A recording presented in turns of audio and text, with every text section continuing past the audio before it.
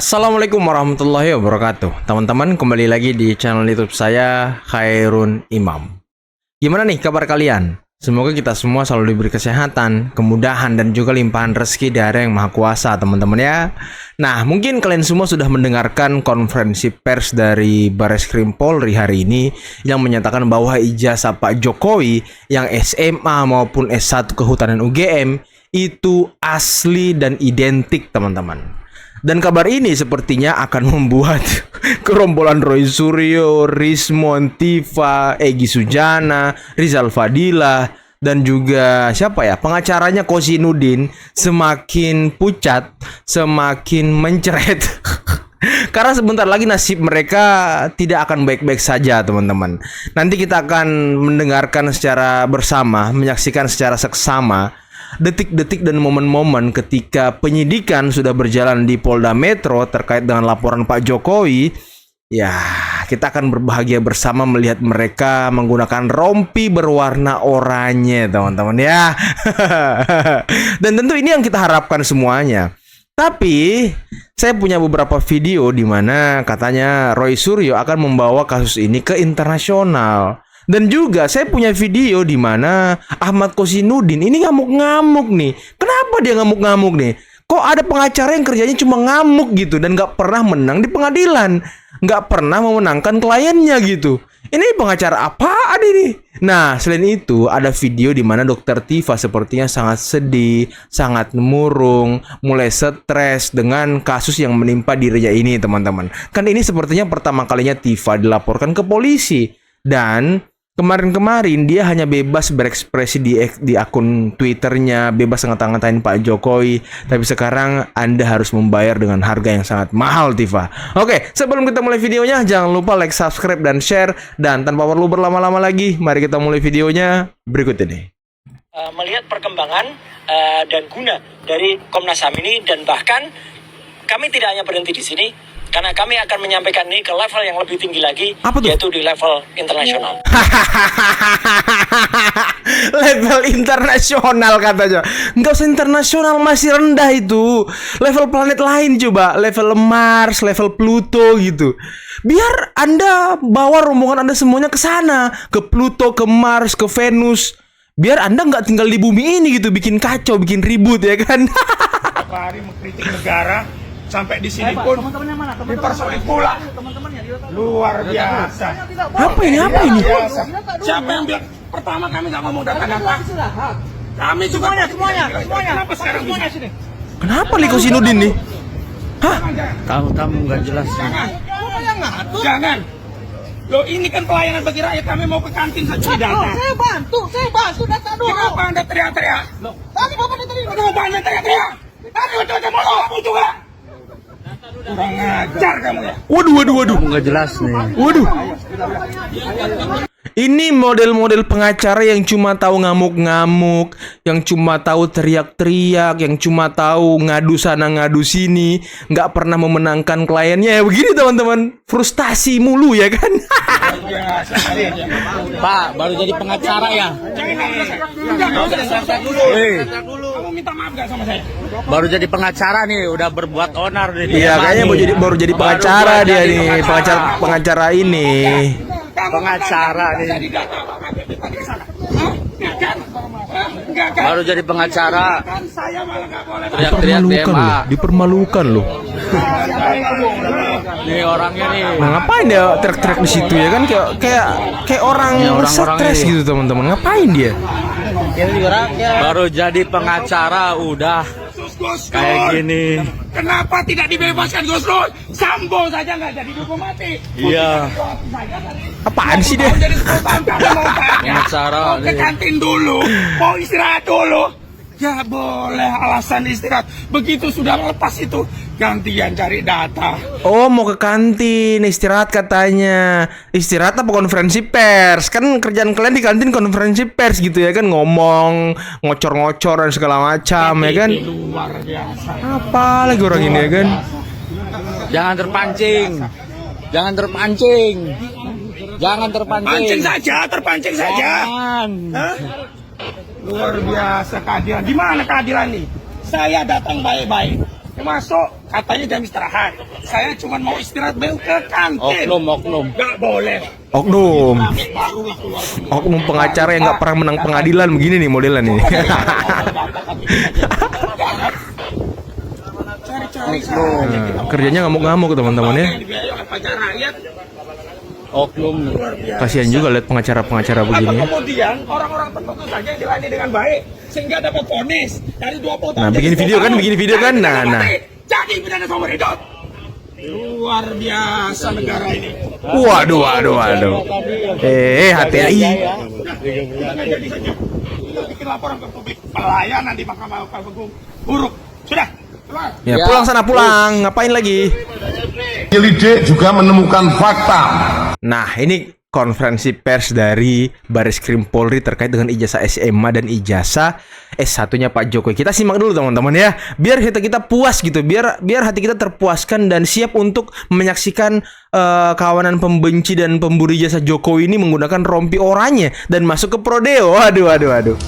Bapak Insinyur Joko Widodo adalah benar lulusan SMA 6 Surakarta yang juga merupakan SMPP Surakarta pada tahun 1980 melalui bukti: 1. Adanya asli surat tanda tamat belajar nomor 26916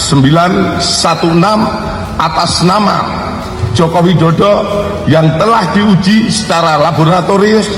Berikut sampel pembanding dari 3 rekan pada masa bersekolah di SMA 6 Surakarta, meliputi bahan kertas, pengaman kertas, teknik cetak, tinta tulisan tangan, cap stempel, dan tinta tanda tangan milik dekan dan rektor, dan penelitian tersebut maka antara bukti dan pembanding identik berasal dari satu produk yang sama.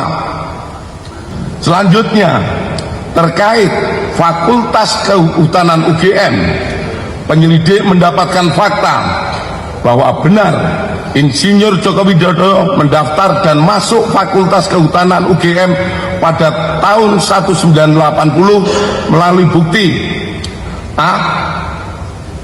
Pengumuman di Koran Kedaulatan Rakyat tentang 3.169 peserta lulus ujian masuk PPI atau proyek perintis 1 UGM yang terbit pada hari Jumat Kliwon 18 Juli 1980 dalam kurung 5 Puasa 1912 pada halaman 4 kolom 6 pada bagian UGM Fakultas Kehutanan nomor 14 tercantum nama Joko Widodo. Terhadap koran tersebut telah dipastikan keasliannya melalui keterangan staf perpustakaan. Ini Anda masih meragukan bahwa ijazah ini tidak asli karena belum ditunjukkan ke publik begitu, Mas Suryo, Mas Roy? Iya. Jadi dan artinya hasil dari puslapor kita hormati. Ya, hasil dari puslapor di Mabes Polri kita hormati, tapi ini bukan hasil final. Mulai panik. Bukan hasil final. Waduh. Bukan hasil final. Dan nanti bukti-bukti yang dibeberkan tadi Bareskrim semoga akan dibawa ke pengadilan ketika pelaporan Pak Jokowi di Polda Metro, teman-teman ya, buat menguatkan kalau ijazah Pak Jokowi itu asli. Dan kata Bareskrim, ijazah Pak Jokowi nanti akan dibuka ketika di pengadilan, teman-teman. Hasil puslapor itu kalau dalam tata aturan pembuktian itu hanya salah satu bukti, ya, hanya salah satu bukti atau hanya satu bahan dari alat bukti yang nanti akan digunakan. Masih ada penjelasan-penjelasan yang lain, misalnya nanti pembanding apa atau keterangan ahli yang nanti akan dihadirkan. Jadi ini tidak boleh kemudian terus dihentikan, stop begitu saja, terus kemudian yang ini dianggap final, kemudian dianggap yang di Polda Metro Jaya langsung bisa terus. Tidak bisa. Polda Metro Jaya bisa terus kalau ada 2 syarat. 1, peradilan perdatanya sudah selesai, karena kita tahu peraturan MA tahun 56 itu perdata selesai dulu. Ya, Alah, ngomong-ngomong perdata lagi ya kan.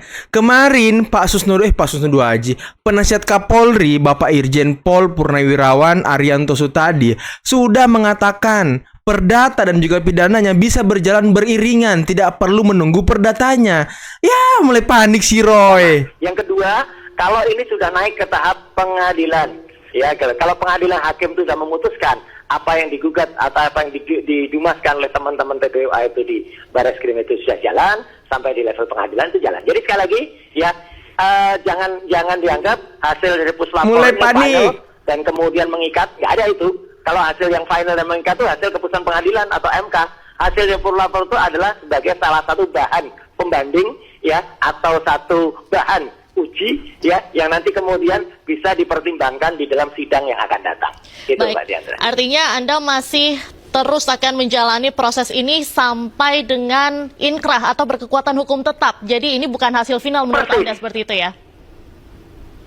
Persis. Masyarakat jangan kemudian ditutup dengan pengetahuan yang sepihak ya. Sekali lagi hasil puslapor ini bukan hasil final. Asik. Sekali lagi selalu dikatakan Asik. Nanti akan ditunjukkan di pengadilan, nanti akan diteruskan. Ya udah bagus. Jadi artinya apa? Artinya adalah ini dibuktikan. Tapi jelas lah, sudah dari awal saya juga mengatakan pasti akan diumumkan hanya dengan naratif saja kan. Kan tadi ngomongin naratif saja. Yang ditunjukkan malah cuma foto-foto. Foto-foto itu tidak berarti apa-apa. Foto-foto katanya nggak berarti apa-apa. Lantas dokumen-dokumen perjalanan Pak Jokowi selama berkuliah di UGM itu nggak berarti apa-apa bagi Anda. Emang ya, kalau hati itu sudah dipenuhi dengan kebencian, dipenuhi dengan dendam ataupun ketidaksukaan, ataupun hati itu dibayar oleh orang untuk melakukan ini, ya udah, apapun yang keluar dari mulut-mulut orang lain itu tidak akan dipercaya oleh mereka, teman-teman. Tadi yang tidak dibuka hanya ijazah Pak Jokowi. Berkas-berkas pendukung Pak Jokowi selama di UGM itu dibuka loh. Cuma ijazah yang nggak dibuka, teman-teman. Cuma ijazah yang nggak ditampilkan. Aduh, udah panik si Roy ya kan? Kayak gitu. Jadi artinya sekali lagi saya tetap menghormati ya pengumuman dari Bareskrim tadi, tapi itu kita masukkan ke dalam salah satu bahan atau dalam salah satu materi yang nanti akan diuji di dalam sidang. Materi yang diuji dan tetap harus nanti pengadilan tetap harus mendengarkan keterangan dari para ahli dari kedua belah pihak, misalnya ahli dari teman-teman TPUA itu harus didengarkan seperti apa, kemudian saksi-saksi yang lain juga perlu didengarkan, kemudian keterangan. Ya, Tukang fitnah saya Dr. ilmuwan. Kifa dengan ini menyampaikan bahwa kriminalisasi terhadap akademisi, terhadap ilmu pengetahuan itu adalah sesuatu yang sangat mengherankan. Serius kau? Sesuatu yang sangat tidak lazim di dunia ilmu pengetahuan. Dan saat ini kami mengalami bukan hanya sekedar kriminalisasi, tapi juga bahkan kami mengalami intimidasi oleh seseorang yang melaporkan kami. Karena bersangkutan saat ini secara de facto masih memiliki kekuasaan. Dan kami dengan diundangnya kami dengan ketidakjelasan posisi kami pada tanggal kami diaku mengikuti sebuah peristiwa yang tidak kami ketahui. Ngomong pun udah sulit ya kan? Susah emang teman-teman, ngomong pun udah sulit gini ya kan? Padahal saat ini sebenarnya kami sedang melakukan pekerjaan kami sebagai ilmuwan. Kami sedang melakukan pekerjaan kami sebagai akademisi untuk memberikan jawaban atas permasalahan, atas pertanyaan publik yang saat ini sedang kami lakukan. Tetapi di tengah-tengah kami sedang menjalankan tanggung jawab kami sebagai ilmuwan, kami dikriminalisasi. Tanggung jawab sebagai ilmuwan. Ilmuwan apa sih kalian ini? Hah? Ilmuwan apa sih? Hah? Ilmuwan apa kalian ini? Hah? Peneliti apa kalian ini? Ha? Peneliti apa? Orang kalau mau meneliti sebuah objek minimal izin dulu. Tipa. Artinya ada tendensi di situ bahwa kami akan dibungkam. Kami tidak diizinkan untuk terus melanjutkan pekerjaan kami untuk mengungkap kebenaran. Padahal yang kami lakukan sepenuhnya dilindungi oleh undang-undang. Kok kalau lihat si Tipa ini mirip Hasto ya? Undang-Undang Dasar 1945 pasal 28. Ya nggak sih? Undang-undang kebebasan informasi publik, keterbukaan informasi publik, dan yang lebih penting lagi, mengapa kami sekarang ini mengadu kepada Komnas HAM adalah pelanggaran hak asasi manusia yang bukan saja dilindungi oleh undang-undang, tetapi juga dilindungi oleh undang-undang internasional. Indonesia saat ini mengikuti ratifikasi dari PBB atas undang-undang untuk melakukan ekspresi, atas undang-undang untuk menyampaikan kebebasan, dan ketika Indonesia mengikuti ratifikasi dari PBB, maka Indonesia harus mengikuti. Maka kami saat ini tidak hanya akan berhenti sampai di sini terus mau melakukan kemana? pengaduan terhadap Komnas HAM. Mau Kami kemana? sudah melakukan komunikasi, koordinasi dengan teman-teman diaspora yang akan membantu kami melanjutkan langkah kami untuk mengadukan kriminalisasi yang terjadi pada kami kepada komunitas hak asasi manusia sampai di level United Nations atau PBB. Waduh, United Dan Nation. insya Allah mudah-mudahan kami tentu saja akan mendapatkan dukungan yang luas. Sebab kalau seorang ilmuwan, kasihan bahkan banget para ilmuwan-ilmuwan akademisi ini ya. dikriminalisasi, ini akan menjadi sebuah presiden yang sangat buruk. Tidak hanya terjadi pada level nasional, semudah itu seorang ilmuwan akademisi yang sedang melakukan pekerjaan ilmiahnya dibungkam dengan kriminalisasi, dan ini akan menjadi sebuah presiden yang buruk bagi internasional. Dengerin Tipa ngomong, kawan-kawan yang lain mengheningkan cipta, teman-teman. Mukanya Rismon, si Kosinudin, si Roy Suryo, si Kurnia, aduh mukanya kasihan banget. Kayak nggak percaya gitu, kayak nggak yakin gitu dengan omongannya si Tipa. Dan tadi juga kalau kita lihat mukanya Tifa kalau yang ngomong sekilas mirip-mirip Hasto gitu ya kan. Aduh, mau bawa ke mahkamah apa tadi? Ke internasional, ke PBB. Saya langsung teringat loh kata Tipa, katanya Anies mau jadi apa ya? Sekjen PBB. Dibutuhkan di dunia internasional. Emang suka halu orang-orang ini ya.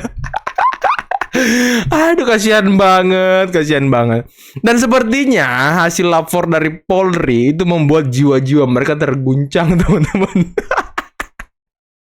Semakin membuat mereka ini terancam, semakin membuat jiwa-jiwa mereka terbelenggu ya kan. Semakin mencari celah perlindungan kemana-mana. Aduh, kasihan banget orang-orang ini yang ngaku ilmuwan, ngaku cendekiawan, ngaku peneliti. Aduh, siapa yang mengakui mereka? Apakah mengakui diri sendiri? Aduh, ya Allah, kok ada orang-orang begini ya hidup di Indonesia ini. Aduh, kerjanya bikin ribut aja, bikin gaduh aja.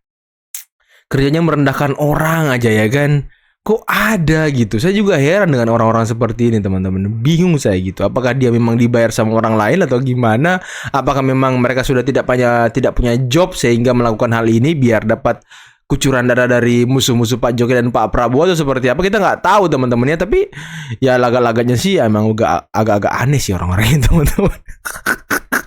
Nah tadi katanya Roy Suryo, ya udah kita hormati, tapi ya itu belum final apaan. Nanti final kalau kalian sudah divonis penjara gitu ya kan. Oke teman-teman, mungkin cukup sekian dulu video kali ini. Jangan lupa like, subscribe, dan share videonya. Akhir kata, billahi taufiq wal hidayah. Wassalamualaikum warahmatullahi wabarakatuh. Bye-bye.